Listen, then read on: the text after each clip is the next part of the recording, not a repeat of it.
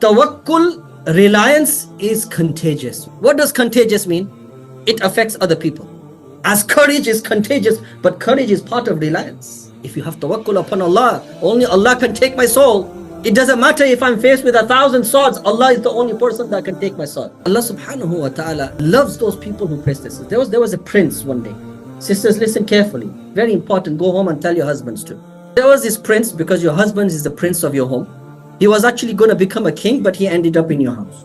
Anyway, your husband, the king of your household, one day was sitting with all the women around him in his court. And he was alone with all his different wives around him. You can go home and tell him that and tell him it's a joke, so don't get too happy. Then a snake came.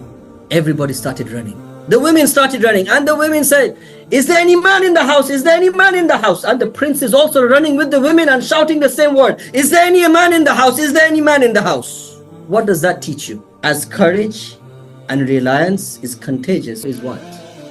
Cowardness. Cowardness is also contagious. That's why in the battlefield, the last thing that you want is somebody who doesn't have courage next to you. Otherwise, he's going to kill you and he's going to kill himself too.